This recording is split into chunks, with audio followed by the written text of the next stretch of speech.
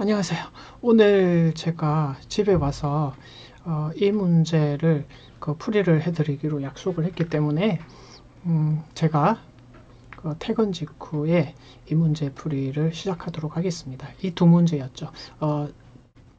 24번과 27번인데 24번부터 제가 바로 설명을 해드리도록 하겠습니다. 먼저 24번 같은 경우에는요. 제가 그림으로 설명하면 된다고 했는데요.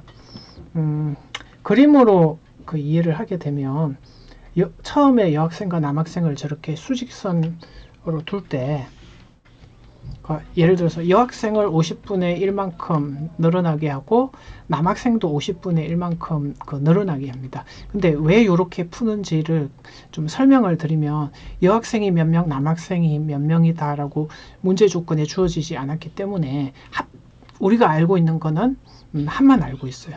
자, 그래서 답안지 풀이대로 그대로 따라가면 자, 요거는 이해되신다고 했잖아요.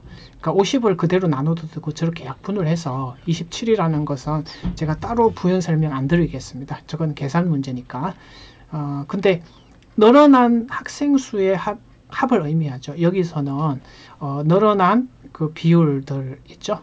27명이다라는 겁니다. 그러면 똑같은 상황에서 이제 뭘 바꿔치기 할 거냐면 실제 이 문제에 있는 비율만큼을 늘어나게 하겠다는 거거든요. 근데 25분의 1이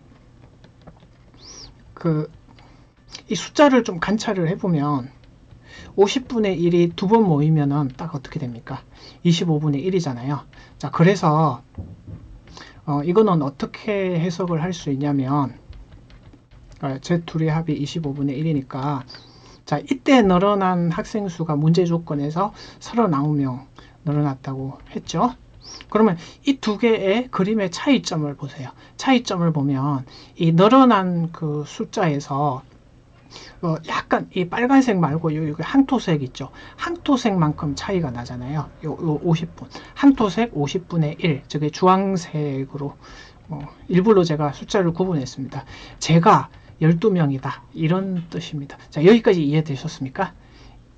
요 항토색 50분의 1 차이 나는 요 그림만큼이 12명이다. 자, 그래서 그러니까 요 50분의 1이라는 것은 여학생의 50분의 1이었잖아요. 요게 12명이다 이겁니다. 그럼 여학생 수는 몇 명이 되겠습니까? 전체 여학생 수는 당연히 11을 곱해야 되겠죠. 그래서 이게 600명이다 이겁니다. 혹시 그래도 이해 안 되신다면 댓글 좀 달아주세요. 제가 다른 방법으로 또 설명을 해드리도록 하겠습니다. 그러면 두 번째 문제 설명 들어가도록 하겠습니다. 두 번째 문제는 요 문제 질문이었죠. 사실은 요게 고등학교 과정에 올라가면 학통이라는 과목에 있는 건데요.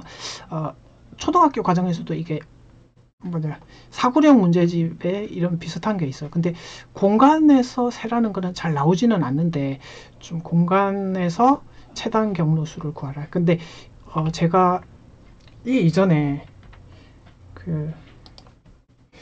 초등학교에서는 주로 공간 말고 이런 평면 도형이 되게 많이 나오거든요.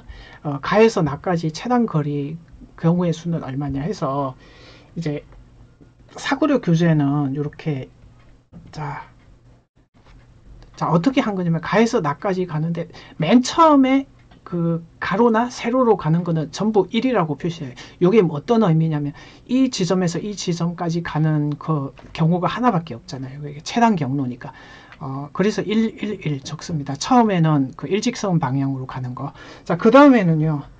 요 2가 어떻게 해서 나온 거냐면은 요 1 더하기 1 해서 2가 나와요. 자, 원리가 뭐냐면은 요 지점은 내려오는 거랑 옆으로 가는 거랑 두 가지 경우가 있잖아요. 그래서 1 더하기 1에서 2라는 겁니다. 그 다음에 저 3은 어떤 의미냐면 마찬가지예요. 내려오는 거랑 옆으로 해서 오는 거랑 1 더하기 2에서 3이 된다는 겁니다. 자, 하나하나 다 확인을 해보죠. 요 4는 어떻게 되는 거죠? 옆으로 오는 거랑 내려오는 거랑 합쳐서 1 더하기 3은 4입니다. 자, 3. 이제 이해되시나요? 위에서 내려오는 거랑 옆으로 가는 거랑 그래서 합쳐지는 겁니다. 자, 6은 바로 이해되시죠? 내려오는 거랑 옆으로 가는 거랑. 자, 마지막 9입니다. 위에서 내려오는 4랑 옆에서 오는 6이랑 더해서 10가지가 되겠습니다. 자, 여기까지 이해되셨죠? 근데 이거를 이제 공간으로 경우의 수를 세라고 하면은 좀 머리가 복잡해지죠. 근데 원리는 똑같아요. 자, 보세요. 저기 1, 1은 근데 방향이 하나가 더 있어요. 저거 같은 경우에는 내려가는 그 일직선도 있잖아요. 그러니까 이 세로 방향하고 요 가로 방향 전부 다 1이죠. 그리고 내려가는 그 하나가 더 추가됐다는 겁니다. 자, 요것도 하나하나 제가 확인을 해드리면, 자, 요 초록색이 뭐냐면 요 지점으로 오는 게 옆으로 해서 오는 거랑 뒤에서 앞으로 오는 거 1 더하기 1 해서 저기 얼마죠? 2입니다. 제가 하나하나 제가 다 설명을 할게요. 자, 그 다음에 자, 저렇게 해서 자, 요거는 요 지점으로 오는 게 이렇게 해서 오는 거랑 이렇게 해서 오는 거랑 합치면 얼마죠? 3이 다른 거거든요. 그러니까 원리는 다 설명했는데 그래도 그 어려우시다고 했으니까 좀 더 설명을 하도록 할게요. 자, 요거는 뭐냐면은 요 지점으로 올 때 내려오는 거랑 뒤에서 앞으로 오는 거랑 1 더하기 1 해서 바로 2가 되겠습니다. 자, 이런 식으로 자, 내려가는 거랑 저 뒤에서 오는 거랑 두 가지 경우가 있습니다. 3. 여기까지 안 어려우시죠? 자, 그 다음에 자, 하나, 둘. 이건 뭐냐면 요 지점이야. 요 지점으로 오는 거는 내려오는 거랑 옆에서 오는 거. 둘이 더하니까 역시 2가 되겠습니다. 자, 그 다음에 또 자, 이제 저 지점은 내려오는 거랑 요렇게. 자, 여기는 뒤에서 오는 거랑 세 종류가 있어요. 그러면 세 종류를 합쳐야 돼요. 2 더하기 위에가 2였잖아요. 2 더하기 2 해서 얼마죠? 자, 세 방향에서 있기 때문에 이게 이제 평면하고 차이점이에요. 자, 그리고 또 자, 내려오는 거랑 옆에서 오는 거랑 뒤에서 오는 거랑 그럼 다 합쳐주면 되잖아요. 위에 셋, 뒤에서 6, 여기서 셋 다 합치면 12가지가 됩니다. 자, 원리는 이 정도면은 이해됐을 거라고 보고 이제 빨리빨리 진행 좀 하겠습니다. 자, 두 방향이 있으니까 3이 되겠고요. 자, 두 방향이 있죠. 저것도 6 되겠습니다. 그 다음에 내려오는 거랑 뒤에서 그 옆으로 가는 거랑 해서 3입니다.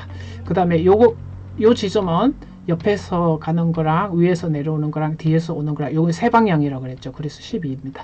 이제 마지막은 이제 파악되시나요? 나로 오는 게 내려오는 거 있고 옆으로 가는 게 있고 뒤에서 오는 거 있죠.